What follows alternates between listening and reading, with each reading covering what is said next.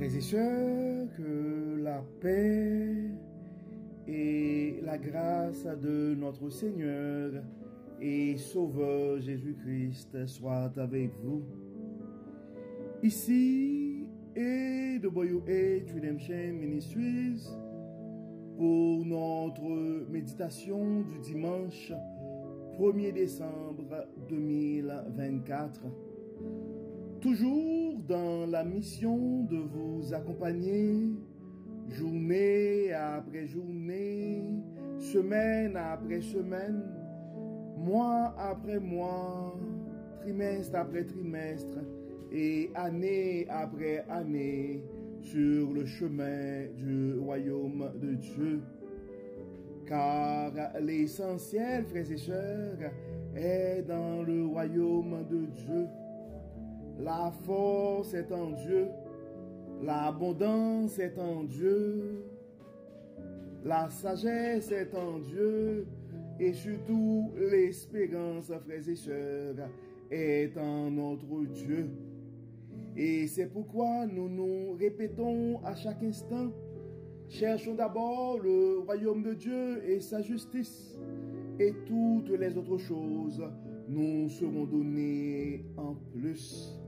Oui, frères et sœurs, nous sommes déjà le 1er décembre et l'année tire à sa fin. C'est en fait le dernier mois de l'année 2024.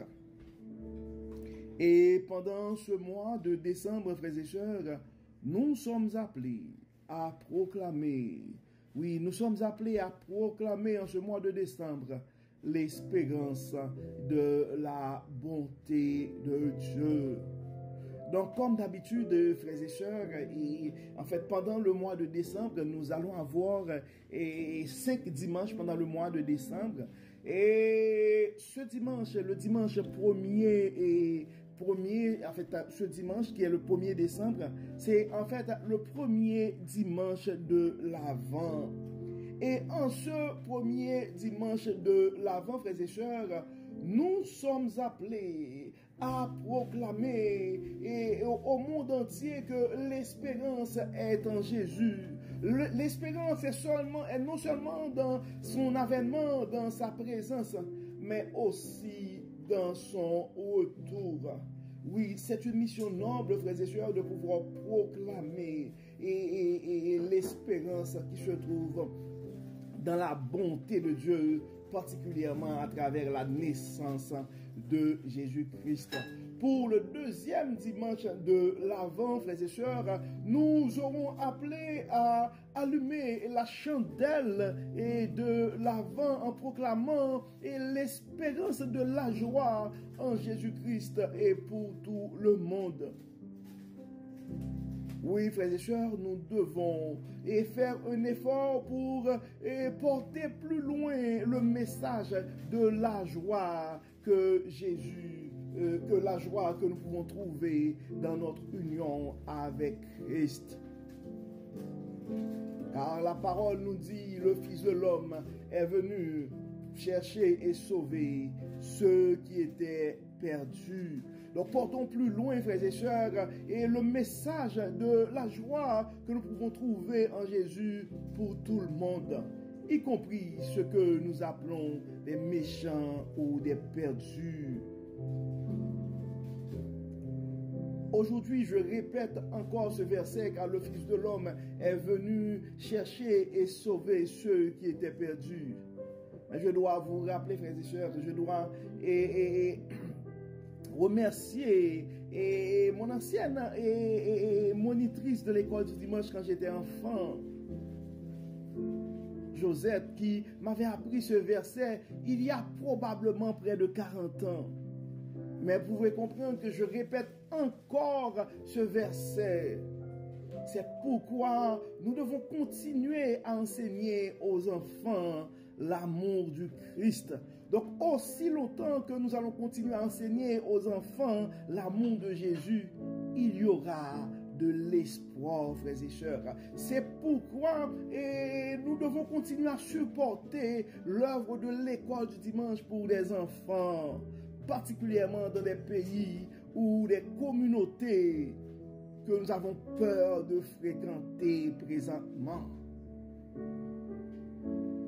Donc, ce qui ne m'empêche pas à faire un coucou à nos frères et sœurs haïtiens du réseau, un coucou à nos frères et sœurs africains qui ont connu des atrocités, une pensée pour nos frères et sœurs chrétiens partout à travers le monde, qui en ce temps de l'Avent, sont persécutés, pourchassés à cause de leur foi et de leur espérance en ce Jésus que nous prêchons ce matin.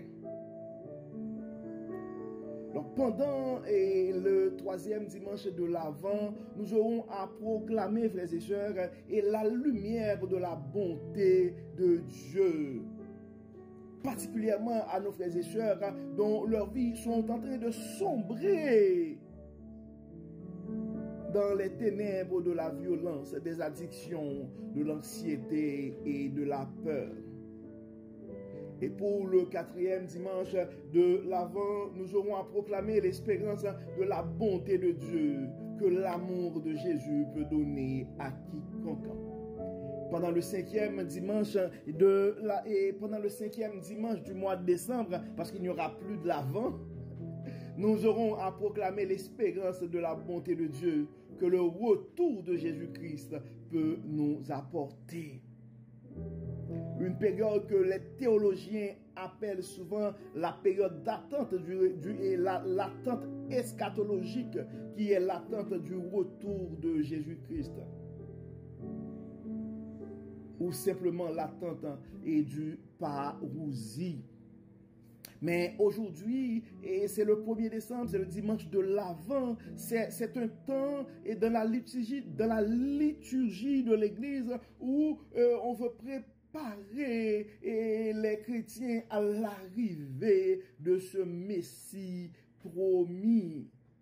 Donc, nous devons comprendre, frères et sœurs, que les prophéties concernant la naissance de Jésus-Christ ont été une source d'espérance immense pour le peuple juif, surtout durant des périodes de captivité et d'oppression. Donc des centaines d'années avant la naissance de Jésus-Christ, particulièrement en Ésaïe chapitre 7 verset 14, la prophétie a été déjà écrite pour dire que la naissance du Messie, ça va sortir d'une vierge. Voici la vierge concevra, elle enfantera un fils et elle lui donnera le nom d'Emmanuel. En Ésaïe, chapitre 9, les versets 5 et 6. Donc, la naissance du prince de la paix. Donc, l'espérance de la naissance de Jésus-Christ, c'était l'espérance de la paix, car il a été la prophétie, c'était, on devrait l'appeler le prince de la paix. Ésaïe, chapitre 9, versets 5 et 6. Car un enfant nous est né, un fils nous est donné et la domination reposera sur son épaule. On l'appellera admirable, conseiller, Dieu puissant, Père éternel, prince de la paix.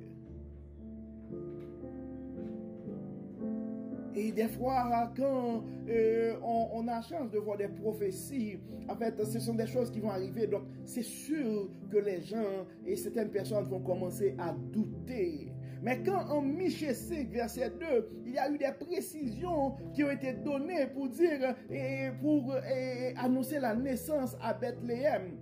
Donc, c'était quelque chose qui avait renforcé un peu l'espérance du peuple, car en Michée chapitre 5 verset 2 nous pouvons lire: et toi Bethléem Ephrata, petite entre les milliers de Juda, de toi sortira pour moi celui qui dominera sur Israël et dont l'origine remonte aux temps anciens, au jour de l'éternité. Quand on a eu, quand à travers une prophétie, cette précision-là, donc il y avait un lieu spécifique pour la naissance de Jésus-Christ. Donc c'était quelque chose qui renforçait l'attente et la certitude de sa venue pendant sa grande période, cette grande période de l'Avent, je dirais. Et en Jérémie 23, verset 5, donc l'origine, la lignée de Jésus-Christ a été annoncée. Donc la naissance du Messie donc, a été annoncée comme un germe juste de David. En Jérémie 23, verset 5, voici les jours viennent, dit l'Éternel, où je susciterai à David un germe juste. Il régnera en roi et prospérera. Il pratiquera la justice et l'équité dans le pays. On s'entend, frères et sœurs, que ces prophéties étaient effectivement des sources de grande espérance pour le peuple. Donc, en ce dimanche de l'Avent, frères et sœurs, nous pouvons espérer aussi. Nous pouvons espérer par de la naissance de Jésus-Christ, même si au niveau de la liturgie de l'Église, nous sommes en train de célébrer la naissance de Jésus-Christ. Mais nous pouvons avoir sa présence dans nos vies, dans nos tourments, dans nos joies, dans nos incertitudes, dans nos maladies, à travers son Saint-Esprit. Donc il y a de l'espérance en Jésus, particulièrement en sa présence. Donc cherchons, frères et sœurs, en ce dimanche de l'Avent, la présence de ce Messie qui habite en nous. Cherchons et proclamons, frères et sœurs, l'espérance. Proclamons aux gens qui nous entourent qu'il y a de l'espérance en Jésus ce matin. Pendant que nous célébrons sa naissance, il y a de ça plus de 2000 ans. Mais nous pouvons vivre sa présence en ce moment. Donc si ton cœur et s'il y a la joie manque à ton cœur ce matin, mon frère, si la joie manque à ton cœur ce matin, ma soeur, eh bien, tu peux aller chercher ta joie en ce Dieu, dans la présence de Jésus. C'est cette espérance que nous sommes appelés à proclamer, frères et sœurs. Les gens ont besoin de savoir que tout n'est pas fini avec cette maladie, que tout n'est pas fini avec ce divorce, que tout n'est pas fini à cause de cette révocation. Non, tout n'est pas fini à cause de ce changement. Donc tout n'est pas fini parce que tu as abandonné ta profession, ta maison, et maintenant tu es comme dans un camp de réfugiés à cause de la guerre ou à cause de l'insécurité dans ton pays. Tu te trouves dans un pays étranger et tu as du mal à te replacer. Donc en ce temps de l'Avent, tu peux continuer à espérer dans la bonté de ce grand Dieu. Tu peux continuer à chercher la présence de ce Jésus roi, ce prince de la paix, celui qui peut apporter la joie au cœur brisé. Oui, ton âme est blessée ce matin. Tu as été trahi par de bons amis. Tu as été trahi par un conjoint. Tu as été trahi par des membres de la famille. Tu as été abandonné. Tu as été rejeté.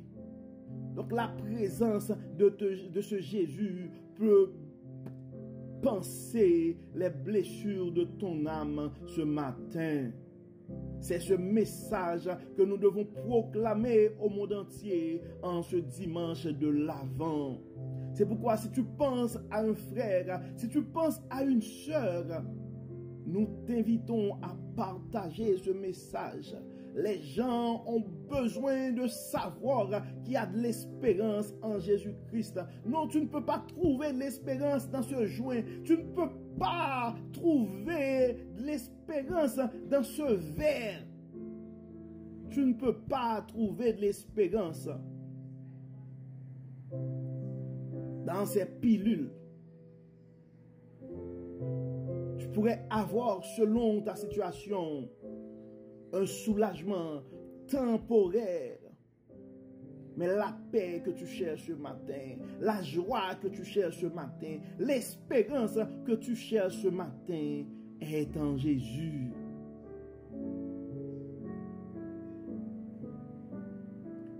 Ne faisons pas l'erreur de certains juifs, frères et sœurs. Ils ont attendu pendant des années, ils ont espéré le Messie pendant ces années. Mais ils ne pouvaient pas croire que ce Messie était Jésus. Ils n'ont pas reçu cette lumière. Donc tu es appelé non seulement à proclamer le message de l'espérance qui se trouve dans la bonté de Dieu ce matin, mais tu es appelé à recevoir ce message aussi. Et c'est pourquoi pendant le mois de novembre et même pendant le mois d'octobre, nous avons été appelés à reconnaître l'espérance et l'espérance qui se trouve dans la bonté de Dieu. C'est pourquoi pendant le mois de novembre, nous avons été appelés à vivre l'espérance et qui se trouve dans la bonté de Dieu.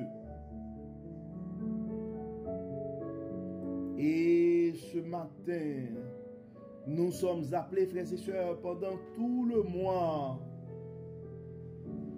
à proclamer, comme ce fut le cas, à proclamer l'espérance qui se trouve dans la bonté de Dieu.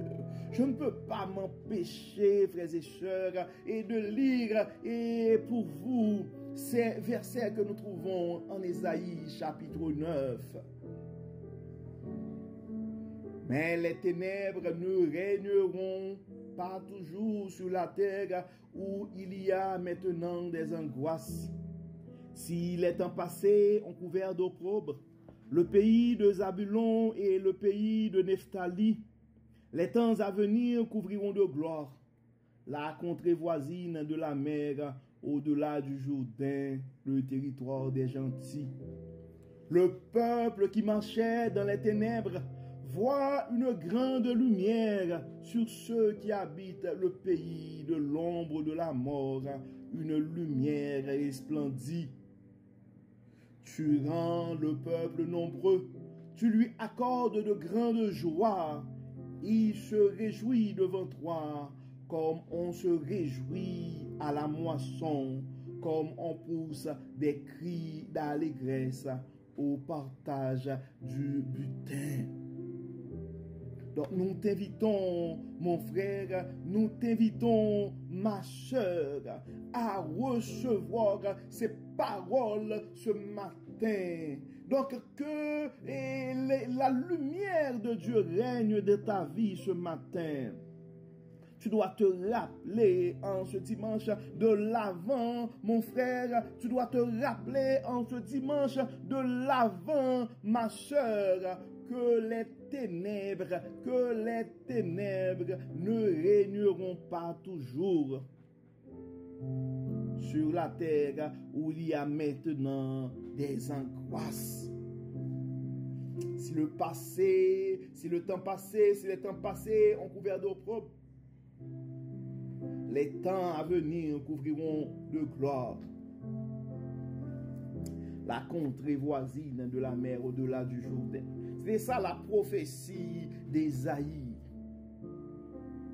Mais tu peux recevoir le message de l'espérance de la bonté de Dieu ce matin, mon frère. Tu peux recevoir le message de l'espérance de la bonté de Dieu ce matin, ma soeur, pour te rappeler que cette addiction ne va pas toujours régner dans ta vie. Pour te rappeler que cette maladie ne va pas toujours régner dans ta vie. Pour te rappeler que ces amertumes ne vont pas toujours régner dans ta vie. Dans cette période de l'Avent qui, en principe, symbolise la préparation de l'Église pour l'arrivée, pour la naissance de Jésus-Christ.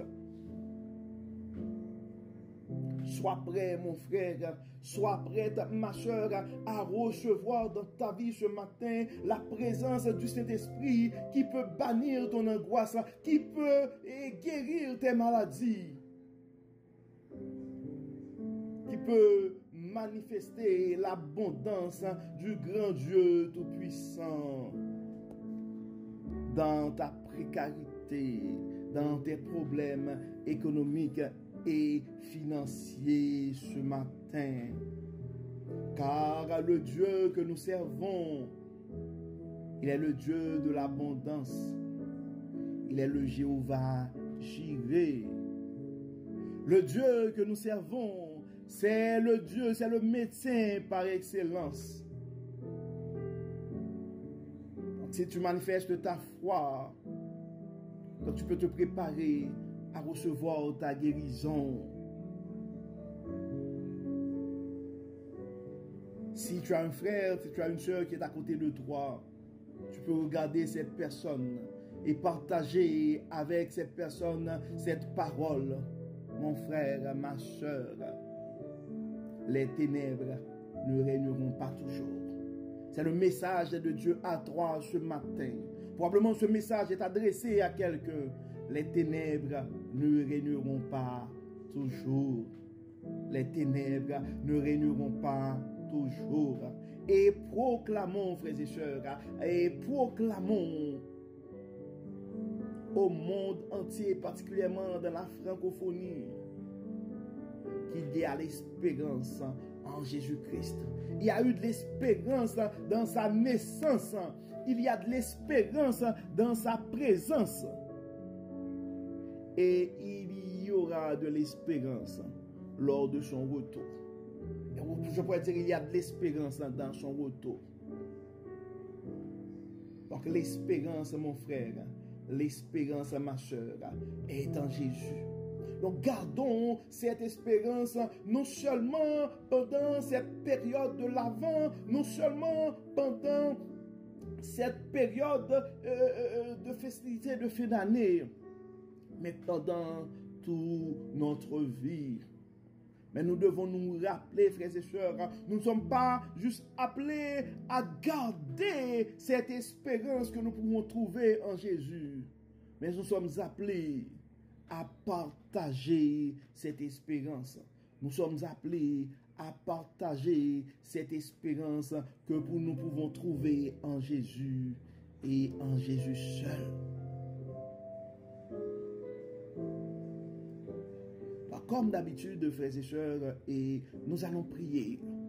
Nous allons prier ce matin parce que nous pouvons faire l'effort de proclamer l'espérance qui se trouve dans la bonté de Dieu. Mais nous sommes convaincus que c'est Dieu qui a le pouvoir sur l'esprit humain. Donc nous sommes appelés à proclamer l'espérance de la bonté de Dieu que nous pouvons trouver en Jésus-Christ. Mais nous sommes conscients, c'est à Dieu de toucher les cœurs et de transformer tes vies. Donc, en ce premier dimanche de l'Avent, frères et sœurs, et renouvelons et non seulement notre engagement à vivre dans l'espérance et de la bonté de Dieu, mais faisons un effort aussi pour que cette bonté soit reflétée dans notre vie. Et nous ne devons pas surtout garder, nous ne devons pas surtout garder cette espérance pour nous autres, mais surtout partager cette lumière avec ceux qui nous entourent. Prions le Seigneur. Dieu de bonté, Dieu de toute grâce, Dieu de miséricorde, nous te disons merci. Merci Seigneur parce que tu n'arrêtes pas de nous enseigner ta sagesse. Merci Seigneur parce que tu n'arrêtes pas de nous révéler ta bonté, ton amour. Merci Seigneur parce que malgré nos imperfections, tu veux nous utiliser pour proclamer à tes enfants bien-aimés l'espérance qui se trouve en ton Fils Jésus-Christ, l'espérance qui se trouve en toi, l'espérance que nous pouvons trouver en ta bonté. Merci Seigneur parce que dans ta fidélité, tu nous as révélé ces choses. Et tu nous confies cette noble mission de pouvoir proclamer ce message à des enfants bien-aimés. C'est pourquoi nous demandons, Dieu clément, d'enlever en nous tout ce qui n'est pas de toi et donne-nous la patience nécessaire de pouvoir et proclamer avec motivation, avec fierté, ce message d'espérance. Mais nous savons, Dieu clément, c'est toi qui as le pouvoir de changer des cœurs. Permets que tes enfants puissent entendre, recevoir ce message. Et permets que ton Saint-Esprit puisse transformer leur cœur, puisse toucher leur cœur et transformer leur vie.